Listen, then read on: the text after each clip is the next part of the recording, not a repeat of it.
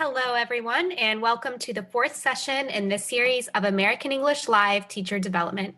My name is Lauren, and I'll be with you today along with my colleagues behind the scenes, Heather, Jocelyn, and Catherine, who will be serving as moderators to help you answer questions and respond to all of your comments during the session. Today, Kate will be talking with English language specialist Kitty Purgason about strategies for adapting materials and activities for multi-level classes. So let's go ahead and get started. All right, let's get started. Thanks so much for the introduction, Lauren. We're really happy to be here, and let's go ahead. All right, so everyone, welcome to the American English Live Teacher Development Series. We're so glad to see you here today as we continue our second series with a great presentation by Kitty Purgason. We'd like to extend a warm welcome to our first-time viewers. Thanks for joining us. And also to those who've been with us before. We're so happy to see you again. Let's take a look at this great photo from an American English Live viewing group from Centro Boliviano Americano in Cochabamba, Bolivia. Thank you to Claudia Chiarella for sharing this photo with us. We love to see teachers learning and sharing ideas as they view our sessions. So we would like to challenge you, our audience of fantastic teachers around the world, to send in your most expressive, creative, and most importantly, fun photos of you and or your colleagues implementing some of the wonderful techniques that Kitty will share with you today. We also would love to see your viewing group photos, so please continue to send those in. But if you also have a photo of you implementing one of these wonderful techniques, we'd love to see that here. We are going to choose a few of your photos to share in our next session. So to compete for a global shout out, please share your photos by emailing them to the email address here on your screen, americanenglishwebinars@elprograms.org, or by sharing them on social media. If you share them on social media, make sure that you tag us at American English for Educators, as you can also see on the screen. So we may feature one or more of your photos in the next session. We're excited to see them. So let's take a look at the exciting lineup we have for this series. Our presentations for this series are on the topics of classroom management, using or adapting authentic materials, and teaching with technology. Today, we're talking about strategies for creating and adapting materials for a multi-level class. Do you have students with varying levels of proficiency? Well, if you find it challenging to manage multi-level students in your classroom, you'll probably learn some great tips and ideas from this presentation today that you can use in your classroom tomorrow. All right, so here's a little bit about what to expect. Each session is about 60 minutes long and is based on a Teacher's Corner theme found on the American English website. This month, we're discussing adapting materials for students' levels, and you can see the link to that topic here on this page and also in the comments section. We hope that you'll find those resources useful. And also about what to expect. So today, the presenter will present the material, and I, as your host, will ask questions and make some comments also. But really importantly, we want to hear from you, our participants. We hope that we can hear your questions, comments, challenges, and ideas so that we can address them during the session. And don't forget to write your name and your country so that we can make sure to share your ideas and let everyone know who had those wonderful ideas. So, do you read English Teaching Forum? Well, we'd like to let you know that the latest online issue of English Teaching Forum is now live on the American English website. This issue features articles on helping students recognize and avoid plagiarism, create original radio dramas, and write and perform movie trailers. So check it out today. And when our session comes to a close in about an hour, as many of you know, you're going to have an opportunity to receive a digital badge. So when we're almost finished with our session, we're going to share a link in the comments and at the top of this post. Click on that link and complete a short quiz about today's session. You must answer 2 out of 3 multiple choice questions correctly. Don't worry, the quiz is not too difficult. If you're able to join us for the whole session, you should have no problem filling it out. Also, we'll leave this link open until Monday, so if you want to review the materials, or if your friend or colleague was unable to attend today's session and you want to share the recording with them, you can feel free to do so. You have a few days before you have to complete the quiz, but our quiz link will close on Monday. Once you have successfully passed the quiz, you can expect to get your badge by mail from American English at state.gov in about a week. And now for today's session. Creating and adapting materials for a multi-level class. Managing the multi-level classroom can be challenging, as both providing enough challenge for higher level students and enough support for those lower level students in your classroom is crucial to increasing whole class learning outcomes. During this session, participants will learn strategies for, participants means you are participants. You will learn strategies for identifying students' levels and establishing appropriate learning goals, adapting materials and activities in a way that both supports lower level students and provides challenging alternatives for higher level students. And finally, you'll learn strategies for keeping students engaged, motivated, and on task despite proficiency levels. And now it's my pleasure to introduce today's presenter, Kitty Purgason. Kitty teaches in a master's in TESOL program in California and has worked in Korea, China, Indonesia, Vietnam, Tajikistan, Turkmenistan, Turkey, Kuwait, Oman, and Spain. Oh my goodness. I bet a lot of you out there are from some of the countries where she has taught. She has a PhD in applied linguistics from the University of California, Los Angeles, and her professional interests include methodology in local contexts and professional ethics. She has also been an English language specialist, one of our programs here at the Office of English Language Programs at the U.S. Department of State.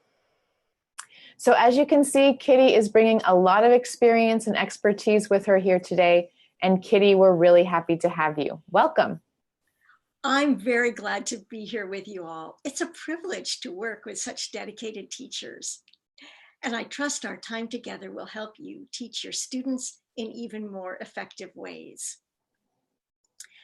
So in this session, I'll be covering ideas for all 4 skills: speaking, listening, reading, writing, as well as vocabulary, and we'll also talk about projects.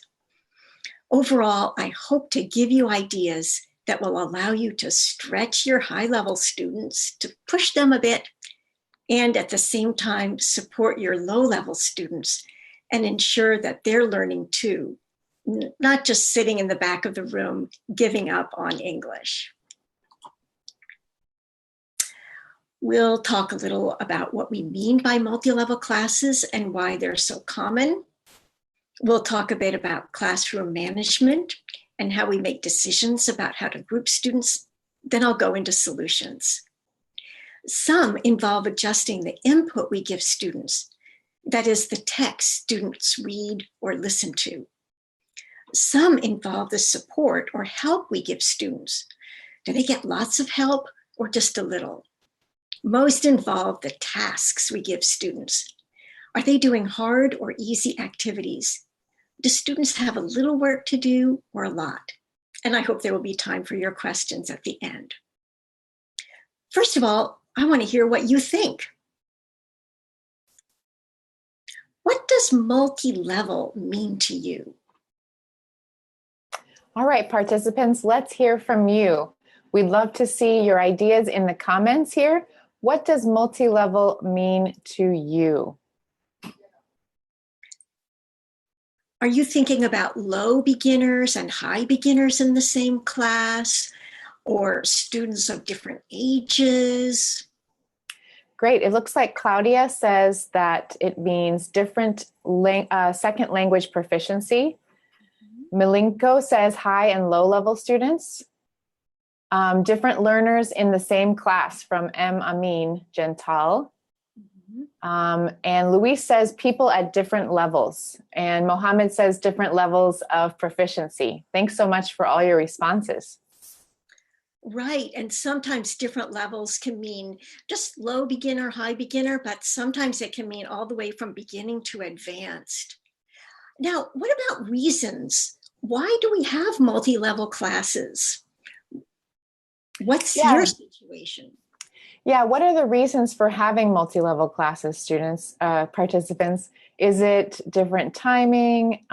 Is it having anything to do with administration? What are some of your ideas? Why is it the case that we often have multi-levels in our classes? Let's see. Because of migration. So Charo says maybe some people are moving. That's a really good point. Mm-hmm. There might be different cultural backgrounds from Alexander. Mm-hmm. Kate W. says that they come from different backgrounds or they have different prior knowledge or experiences. Mm-hmm. They might be limited, I think, by their possibilities, is what Milenko says. Mm-hmm. And they have different levels of knowledge, Martha says. So great, excellent ideas. And also some folks are saying it might be having to do a little bit with the way the school or the system is laid out. Great ideas, everyone. I agree. Sometimes our schools are set up with scheduling pressures. For example, all the sixth graders have to take English at the same time, or all the mechanical engineering majors are scheduled for English at the same time. Sometimes we don't have a good placement test. Sometimes there might be financial reasons to cluster small groups of students who are all at different levels in the same class because the school can't afford small classes. And as you've said, even when students might start out at the same level, some work hard and advance fast. Some are not very diligent, they fall further behind, and our students are at different levels. Honestly, multi-level classes are the norm. So it's good for all of us to have some strategies for coping with them. Definitely. So as we know, multi-level classes are a fact of life. And in this presentation, I'm focusing on multi-level classes where students are at different proficiency levels. They're mixed up in the same class, not really focusing on ages. Okay, let's start by talking about classroom management. Some logistical issues related to grouping, labeling students. Let's talk about that first. Sounds good. We might have multi-level classes with distinct groups. They sit in separate sections of the classroom. They're clearly identified. The red group, the blue group, the green group, grade 1, grade 2, level 2, 3, and 4. And that happens sometimes when two separate classes have to be combined because there are not enough students or teachers. And when we have groups like that, we can use classroom centers where students work with the teacher or they work independently on listening, reading, writing, and so on. But that's a topic for another presentation. In this presentation, I'll be focusing on what happens when we have students of different levels who are all mixed up. They sit with their friends, not their leveled group mates. And the groups might not have a clear label. It's just that we as teachers know some students find English harder, or some have a better background, or some are more capable. If we have a new class, it might take us a few days to discover our students' levels, but ultimately we know. Some of the ideas I'll be presenting are for activities where the teacher is directing the class, doing something with the whole class, but others are for pair or group activities. And a big question is, in that situation, should we group students in similar levels or different levels? Mm-hmm. There are a couple of issues to consider. Great. And as you're discussing some of those issues to consider, I'd love to hear also from our participants what they think. Is it good to group students together all in the same level, or to put them in groups of different levels? Kitty has some great insights for us, but we'd also love to hear your ideas as she's sharing those. Right. I think one of the things that we have to keep in mind are the emotions of our students. So in the next slide, you can see that if our students at the low level are a little insecure. Maybe there's no class community yet. You haven't had a chance to orient the class about how you do multi-level activities. Maybe it is good to group students with people of the same level. Another issue is what would be best for your learning goals. If your high-level students really need to be pushed, maybe they have an important exam coming up, then same level groups might be best. But high-level students can also learn a lot and grow a lot in their language by helping others. We know that as teachers, don't we? We teach and we learn. So that would be a good reason to have a mixed level group. In addition, mixed level groups can help teachers with classroom management. Maybe you just have a few low-level students and they need extra help that you as a teacher don't have time to give. And we'll talk about a good rule of thumb, helping low-level students go first in that kind of pairing. Finally, having mixed groups means that our students are all working together. And that's a great way to enhance class community. It actually prepares students for real-life teamwork on the job. So the answer to the question, should we pair or group students with others who are at the same or different levels is, well, it depends. That's great. We actually had a lot of people responding with that exact answer. Violetta said it depends. Martha says it depends. And we had some folks like Luis letting us know that that it might be good to change the groups or to do different things depending on the objective, as Martha also pointed out. So great, excellent. Thanks for these insights. Yes, thank you. Another classroom management issue is about labeling students. Should we label students as high or low? Mm-hmm. And I want to give the same answer. It depends. How old are our students? How many at each level are there? Is there pressure from parents or administrators? There are lots of different factors. And in the examples I'll give in this session, you'll see some different ways I try to manage this. As the participants have said, we might change it up depending on the activity. So I hope that as teachers, you'll choose the option that works best for you in a given situation. Well, let's go on and talk about some solutions. Sounds great. I want to talk about ideas we can use when we're teaching reading, speaking, and writing. I'll talk about adapting reading texts with examples from two different kinds of texts, quotations and longer essays.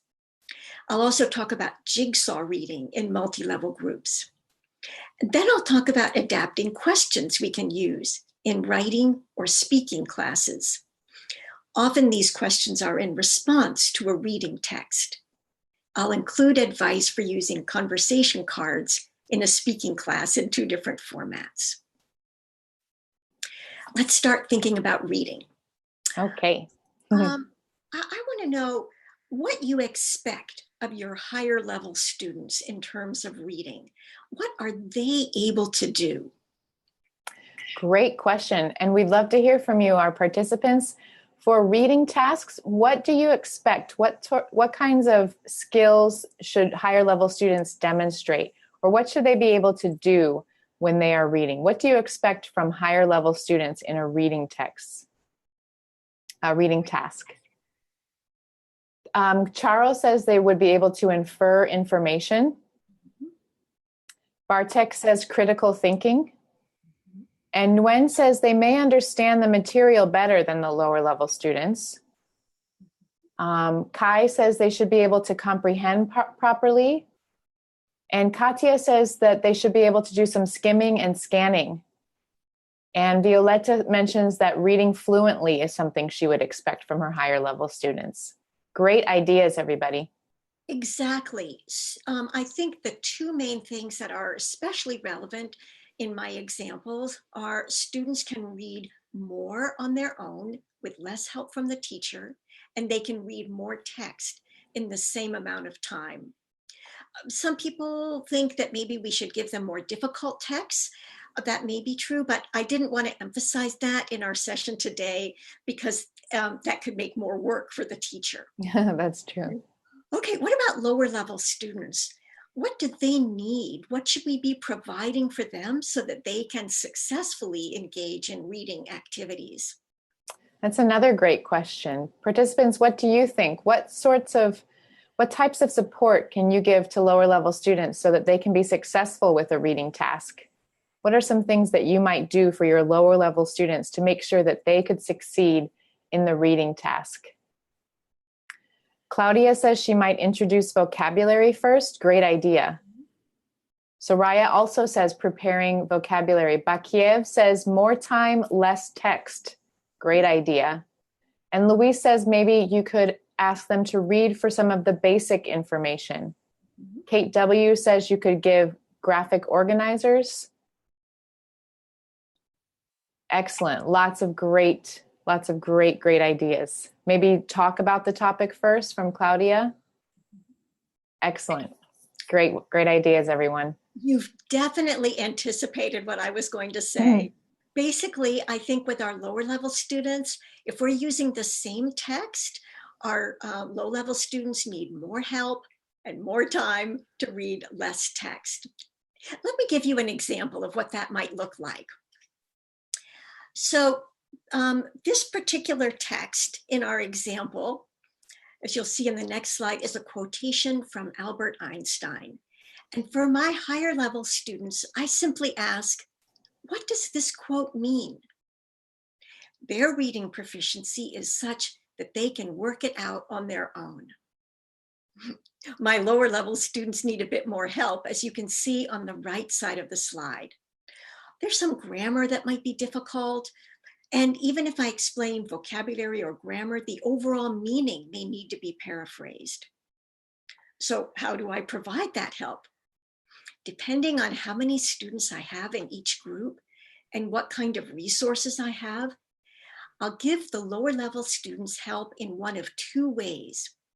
I might prepare a separate handout with glosses and explanations.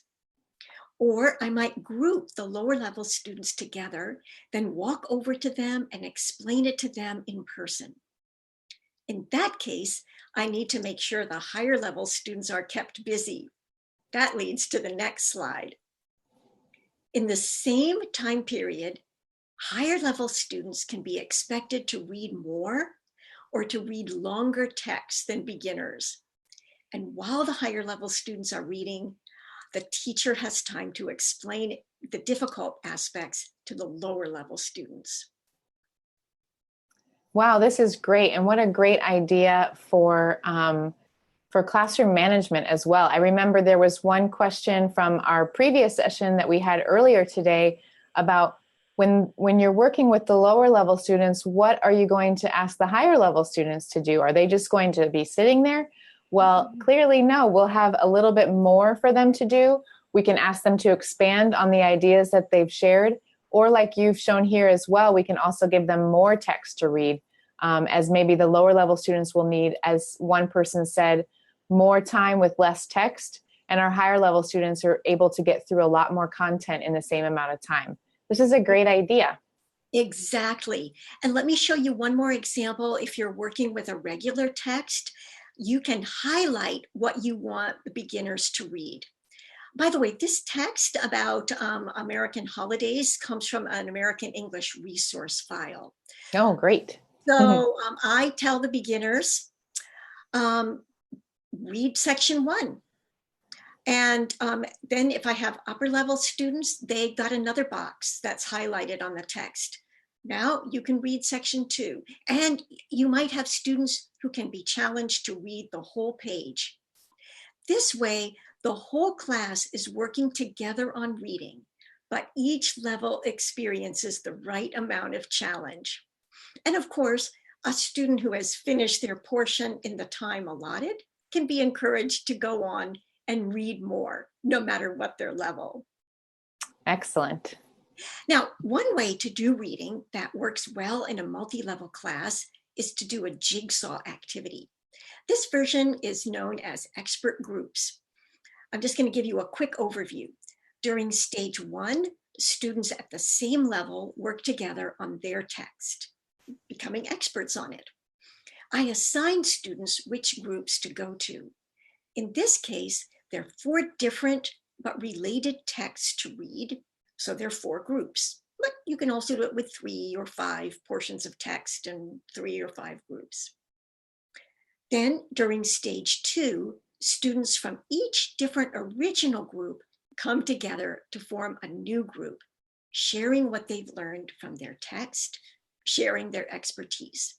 I make sure there's a representative from each original group in their new group. Stage 1 is a good time to adjust the text we give students. So we can see from this slide, higher level students get a longer or more difficult text.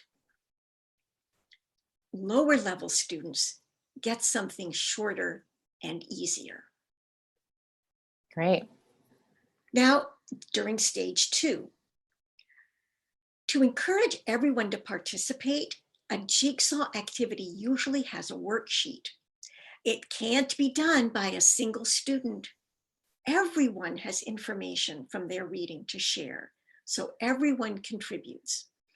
Usually I designate one student, say from the purple group, as the reader, and the reader reads the questions one at a time from the worksheet. Whoever knows the answer, because of the reading they've done, says the answer. And then the secretary, perhaps I've designated the rep from the red group to do that job, writes the answer. Now, as you look at this worksheet, notice that the student from the blue group, that's the low-level group, has just one question to answer. And students in the orange group with 3 questions to answer are the higher level students who've read a longer text. So we've adjusted both text, how much reading, and task, answering questions. But everyone, no matter what their level, has something to offer. Excellent. This is such a great idea. So in this case, you're not only adapting the amount of the input at the beginning, but you're also adapting a little bit the amount at the end that people need to contribute. But each person is a valuable player in their group work. And so all of the different group members need each of the participants to complete the activity successfully. Exactly. Well, let's go on and talk about speaking or writing, the productive skills. So imagine that we want our students to respond to the text that they've read. Again, audience, I'd like to know what we can expect of our higher level students. What kind of tasks would challenge them? Yeah, audience, we'd love to hear from you. What are some, from higher level students, what can you expect when you're giving them a speaking or a writing task? So what types of skills do you expect them to be able to show, or what kind of things do you expect them to do for higher level students with a speaking or a writing task? What do you think?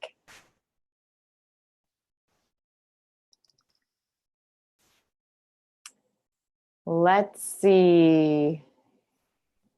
Okay, again, Alexander is saying fluency, and Soraya is saying that they should be able to show inferences. Alexander also says elaboration. Bakiev says simply more words, definitely. Violetta says less time and complete answers, and Malenko says that they would be able to complete it quickly. Claudia says better grammatical structures. I think she's on to something, maybe meaning higher level or more advanced grammatical structures.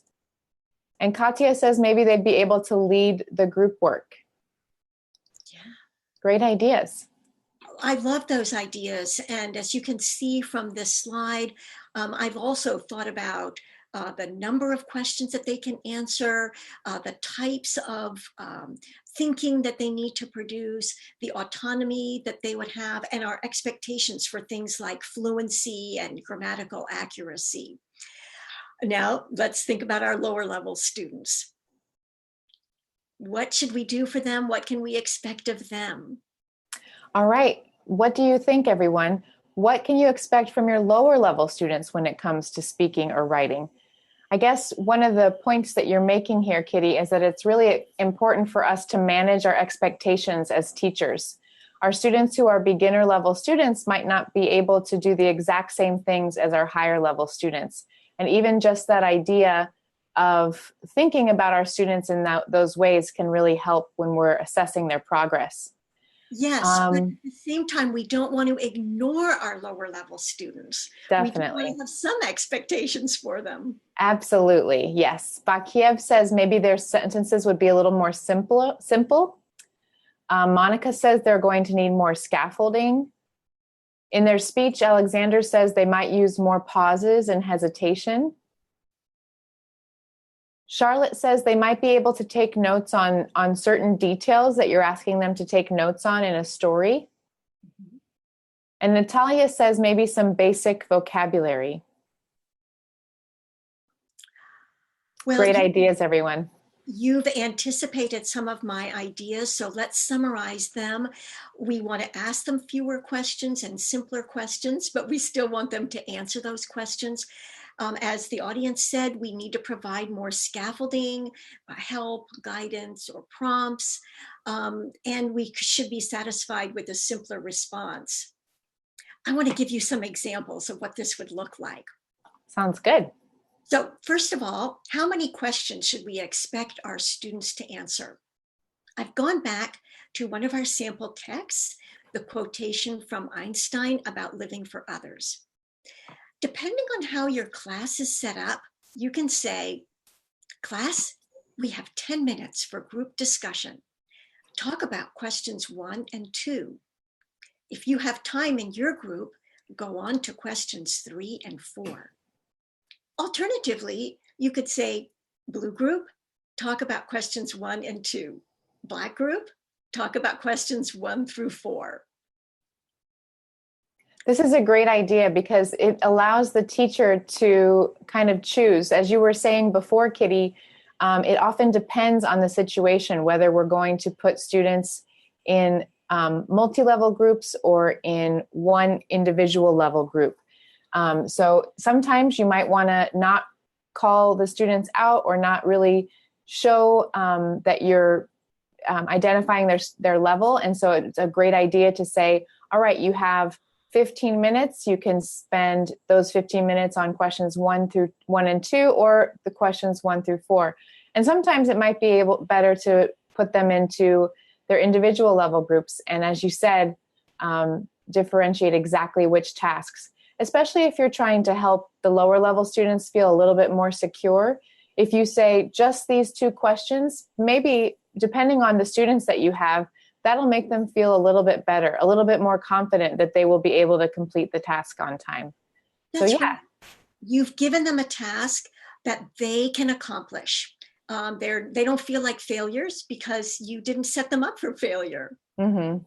Let's go on and look at the kind of support that might help lower level students, the kind of scaffolding that will help them produce good answers. These sentence stems can help them write or speak more accurately. And again, we can vary how we provide that help for the students. Maybe the stems are on a handout that lower level students are given, or maybe they can be written on the board so any student who needs them can use them. And more proficient students will naturally go beyond the framework or the scaffolding of these particular language controls. Excellent. And just as a reminder for all of our participants that we are here live on American English for Educators talking with Kitty Purgason about creating and adapting materials for your class. And all of these materials will be on our Ning at AmericanEnglishWebinars.com and also soon on the American English website, AmericanEnglish.state.gov. So these excellent slides, these wonderful ideas with the sentence stems and some questions and quotes and ideas for which text to use, all of those things can be found there. So don't worry, you don't have to copy or take notes on every single slide. These resources will be available for you after this session. So thanks. Great. One more thing, I want to talk about expectations for the speaking that our students produce. So here's an example where each student has a quotation on their card. The instructions are to agree or disagree. The first student reads her quotation aloud and says that she agrees. The second student at a higher level reads her quotation aloud and gives a more elaborate response. Let me talk a little bit more about this idea of conversation cards. It's true that students can engage in conversation sitting in their seats, looking at a handout or questions on the board. And in really crowded classrooms, that's all we can do. But if I have space in my classroom, I like to use conversation cards to get students out of their seats. One format is walk and talk. Students walk around the room and find classmates to talk to. Another format is double line, and I can deliberately pair lower and higher level students. So I want to give you a few more details about each of those formats. Sounds good. So first of all, walk and talk. Each student gets a card with a conversation prompt. And I usually put harder and easier prompts on different colored cards so that it's easier for me to hand out ones that are suitable for each level of student. I give instructions and I model with students up front how to use the cards. And this might vary. For some activities, students read the prompt on the card to their partner and answer it themselves. Other times, the activity involves asking a question of their partner. Sometimes students hold on to their card. Sometimes they switch cards with their partner. I model both simple and detailed responses so all levels of students feel comfortable. Then I tell students to get out of their seats, mingle with their classmates, and talk. While the students are walking and talking to their classmates, I'm also walking and listening. That way, I can help facilitate students moving around, and I can also say things like, I think you could add some ideas if a higher level student is ready for more challenge. Excellent. And De La Fruz is saying that in this activity, all of the students will probably be confident because you are playing such a great role in supporting them, both with the modeling and with the different levels of cards. So it looks like a lot of our participants are enjoying these great activities that you're sharing today. Yes, that's my hope, is that every student would feel confident. Now, what about a double line format? In this format, one line stays, the other line moves when I give the signal. That way, everyone has a new person to talk to every few minutes. And when I pair low and high students, I ask the line with lower level students to speak first. After that, the higher level students get to talk and talk and talk. Their challenge is to keep talking until the signal when they can move to the next person in the line across from them. I imagine that's easier for some students than others to be able to keep on talking. It is, it is. Well, should we move on to talk about using pictures? Sure. Yeah, we have so many great comments from people in the comments. Just a lot of people saying how much they love these ideas. Violetta was asking about the last activity. It sounds wonderful, but does it take a lot of time on the teacher's part to set this up? Well, let's imagine, the traditional way of doing discussions is that your textbook or maybe a website has 6 discussion questions. Well, you just take those 6, you put them on cards, you think, this one is a kind of a difficult question. I'll put that on my blue card. This one is an easy one, or maybe I can make an easier version of it. I'll put it on the yellow card. So it's actually not that much work compared with just using the textbook. You're not finding new questions. You're just modifying the format of those questions. Great. I must say that sometimes students need to be trained. If they've never done walk and talk, if they've never done double line. It can take you a few tries to get students used to it, and it can seem a little bit chaotic at first, but don't give up. Just keep working at it. Yeah, and we love to see teachers and students moving in their classroom.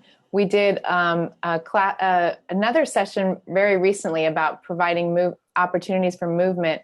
And it's always really energizing and really brings a lot of engagement just to get students up and out of their chairs. And Crystal Aquino says that teachers are not the ones who are talking as much as the other students in these activities, which is really great. And Alexander says that each time a higher level student works with a lower level student, they can both benefit from each other. Maybe the higher level student is modeling some more advanced conversation that the lower level student can hear. And maybe the higher level student is able to do a little bit of teaching. And as you've mentioned, teaching always helps solidify what we've learned. So this is a great activity. Exactly. So we've been talking about using text, but I want to go on to talk about using pictures because they are a major tool for English language teachers.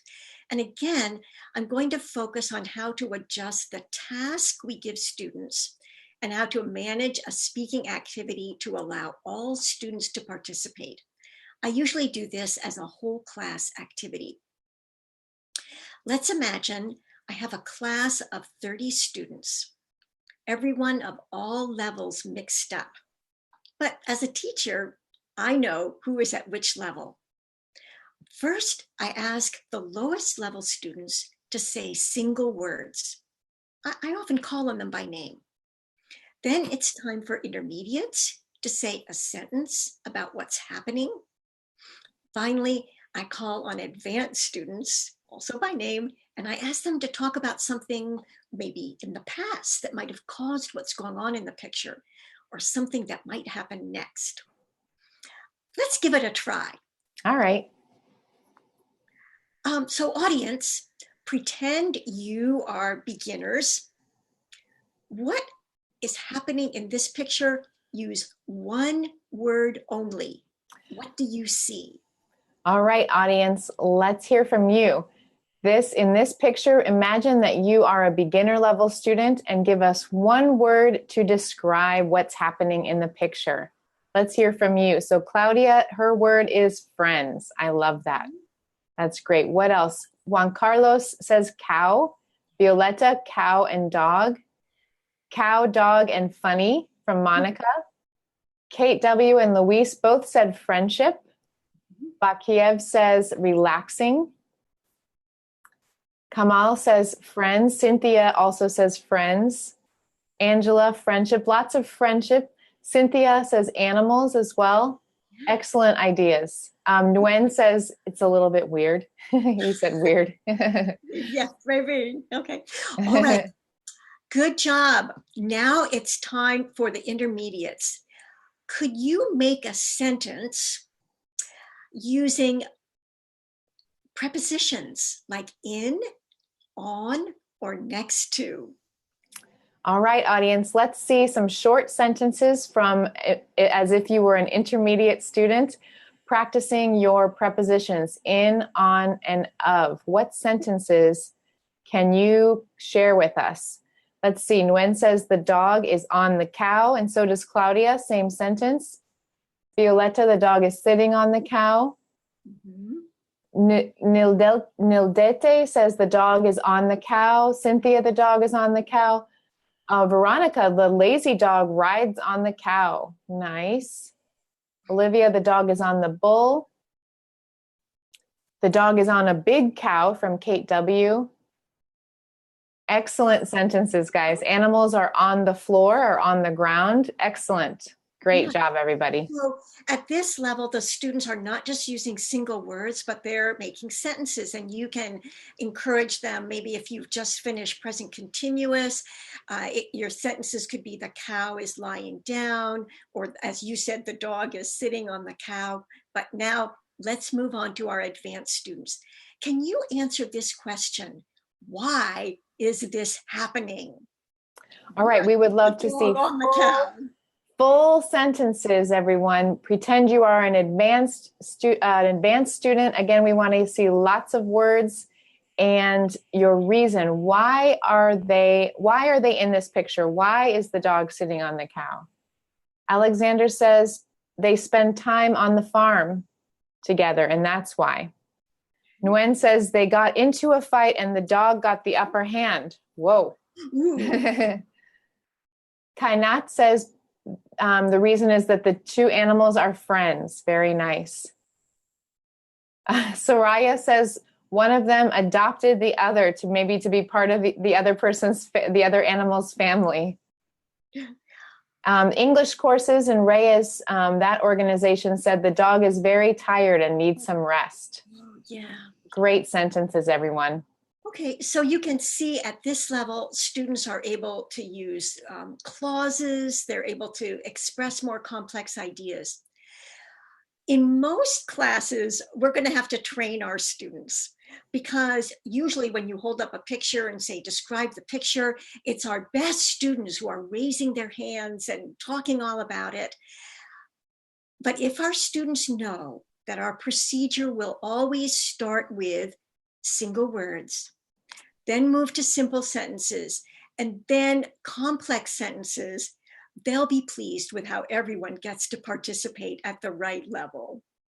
That's a great point. And, building routines into our classroom is such a great strategy. And that's one of the topics that we learned about a few weeks ago with Emily Tichich about how building routines can really help students to feel comfortable and to help the teacher as well to manage their own classroom and to reduce some of your teacher planning time. So using this activity a few times in your classroom really helps students to know what to expect and then to be able to succeed at the tasks that you're giving them. So that's Exactly. A great idea. Yes, the routine is beginners first and the most advanced students at the end. Exactly. Okay, another picture activity involves sequences. Sometimes our textbooks come with, or maybe we can find pictures that tell a story, pictures that illustrate a sequence from first to last. And I want to talk about how to use these picture sequences with a multi-level class. This example is one that fits a science and English class, perhaps for young learners, but you can imagine other sequences that suit other content needs and that demand more advanced language. First of all, listening. When doing a listening task, give your lower level students a set of pictures in order. All they have to do is listen. First, I planted a seed. The sun shone and the rain came. Soon I saw a little leaf. The pictures support their comprehension. At the next level up, students get a set of pictures cut up in pieces and mixed up. And when they listen, they put the pictures in order. That sequencing task is a little bit more cognitively challenging, and it helps them demonstrate their comprehension. And if you have really advanced students, they can do a dictation, listen and write. Depending on how much time you have for this activity, do it twice. The first time, students do the easiest task. And the second time, maybe they can try the task at the next level up. I really like this. And this doesn't require extra planning on your part to differentiate this activity. You have all of the same pictures and you're saying the same words to the students, but each of the tasks the tasks that you're asking of the students are all different. So this is a great activity. Right. And let's see how we can use the same picture sequences for reading and writing. Here's a sample of materials for low-level students who struggle with writing but are learning how to read. Their task is to match the sentences they read with the pictures. Just drawing the lines, matching. Students who are ready to work on writing can use the pictures, but do a fill in the blanks activity. As you can see from the next slide, and you can challenge higher level students to write their own sentences. The advantage of having 2 or 3 types of tasks with the same material is that the whole class can be working together. But each student is doing something at their level, an activity which helps them develop their language skills because they're starting at the right level. Vocabulary. Let's go on and talk about that. How do we do that in a multi-level class? For these sample materials, I've chosen this American English Activate Games card, and it's a great collection. They have vocabulary and visual images. So let's imagine that your lesson plan goal is to teach these 6 words. At the beginning, you might use your higher level students to help you introduce the words, reading them, illustrating them, explaining them, pronouncing them. But now, let's assume it's time to practice. I put the words on the board, pictures on the board, each labeled with a letter. And my instructions are: beginners, listen and write the letter. Intermediates, listen and write the word. Ready? Number 1, happy. Number 2, sad. Okay, so students should end up doing this. This way, lower level students who may form letters slowly and struggle to write can still show their comprehension. Excellent. And I like how with both of the activities that you have just shown us, it's the same material for all levels. So you're using the same resources, but you're adjusting the task so that all levels can be successful and can be challenged.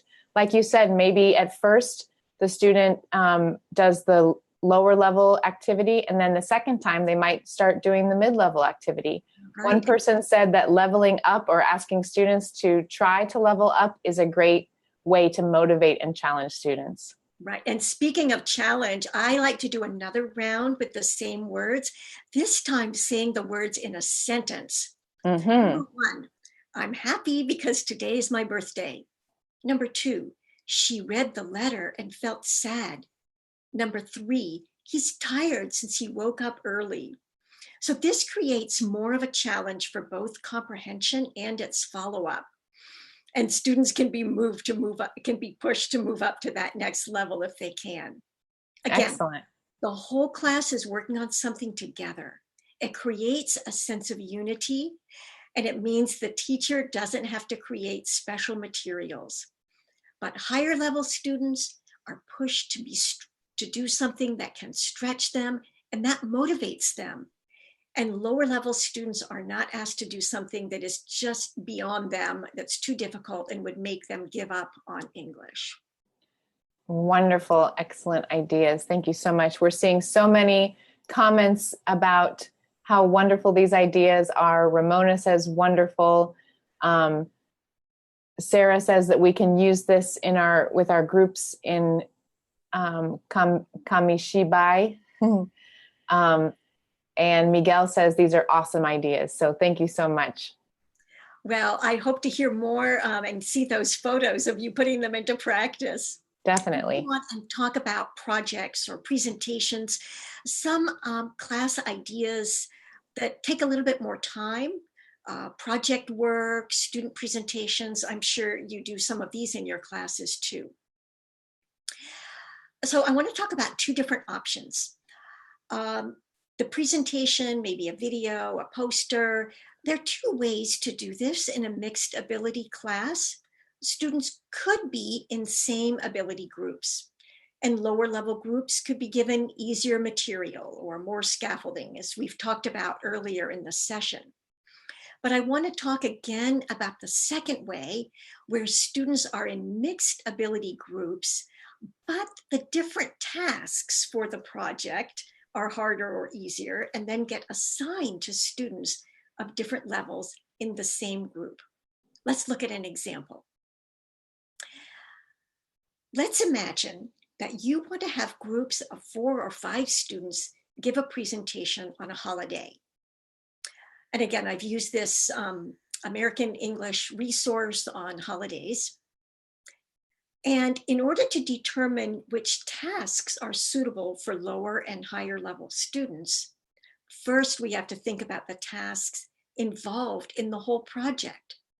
So from start to finish, from reading the information and then standing up in front of the class, what are the exact tasks that they have to do? I'd like our audience to think about that. Yeah, what tasks are involved in doing a group project? What are some of the tasks you can think of that you would assign to students who are working together on a group project? We'd love to hear from you.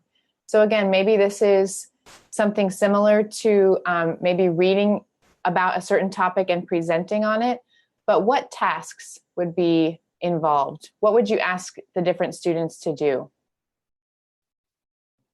Let's see, I think some folks are saying research. That's definitely important. What else? Mercedes also says research. Great. Let's see, looks like some need to be the artists. Maybe there's a poster. Yeah. Some might, Claudia says that maybe the students need to designate who's going to do what. So they need to tell each other how they're going to distribute the work. And let's see, Humara says discussions, and Natalia says, of course, they need to do the presentation. So who's going to present?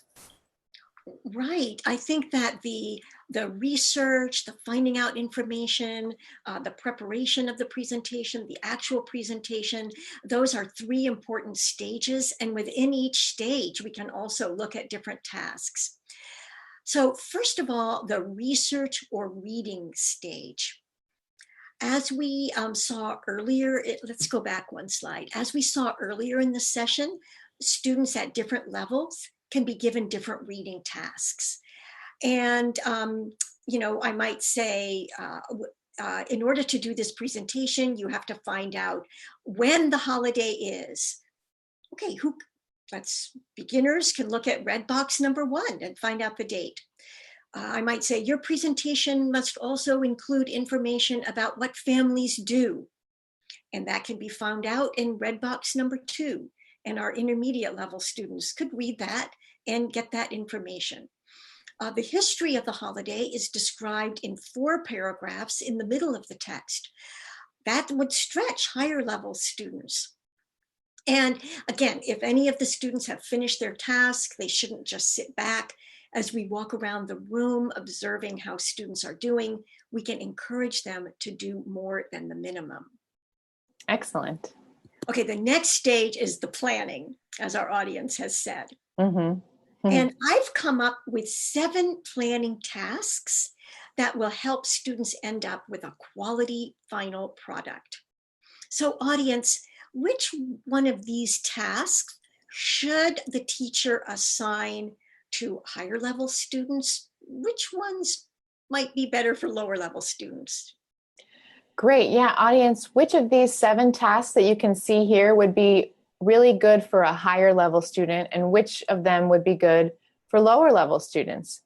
Martha says that just as sort of to confirm what you've also said, Kitty, is that students in this project are producing according to their competency level, their use of the language. Mm-hmm. It looks like Heba says that numbers 4 and 5 would be good for a higher level student. Great. And Marissa is just confirming as well that the ideas that you shared are really great personalization of activities. Sebastian says also for high level students to proofread the draft text. Mm-hmm. It looks like a lot of people feel that 4, 5, and 6 are really good for the higher level students. I agree. I think that number 4 and number 5 are the most difficult. And so as we assign tasks to different students in their groups, we should give those to our students who are most capable. Somebody might be good at PowerPoint animation. So if they were given the English on the slides, they could do number 6, even if their English isn't strong, and still contribute to the final presentation. But dividing tasks this way helps lower level students feel that they are a crucial part of the team. Let's go on to the presentation phase. Great, and I just want to let you know, Kitty, we are just about out of time. We definitely have time to finish up with the project and to hear everyone's great ideas, but just wanted to give you a heads up. Got it. So students might do a video, they might do a poster, they might do a PowerPoint. Teachers decide their standards for the presentation as long as they're clear. But one thing that I like is to require all students stand in front of the class. All students have something to say. Even a beginner can say, Mother's Day in the US is the second Sunday in May. Even a beginner can point to a slide and say, children give gifts to their mother.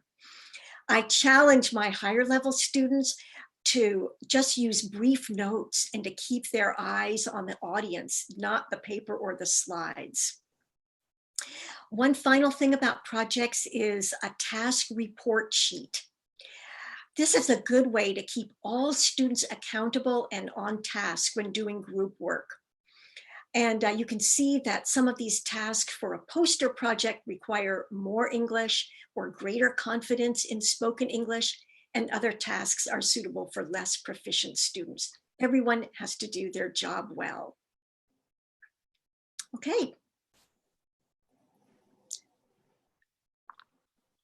So to sum up, our solutions for multi-level classes have included adjusting the text we give students to read or listen to, adjusting the support we give them, or adjusting the task we ask students to do. The goal is to have every student participate, every student feeling that they get a chance to do something with English at their level. Excellent. Yeah, I think that we all got so many wonderful ideas for ways to do this. And if we walk away thinking about these 3 points that you're making here today, Kitty, I think we all can really improve the way that we both think about our multi-level classes and also provide support and challenge for all of our students. So thank you so much. You're very welcome. Wonderful. So again, I'd like to thank you, Kitty, for this wonderful session on creating and adapting materials for the multi-level classroom. And I'd also like to thank our audience for your very lively engagement and participation today. We hope that you'll continue to share your ideas here in the comments on social media, in the Ning, and in the comments here in the session. We hope that you will continue to talk about these ideas and think about ways that you can use and adapt these strategies for your contexts.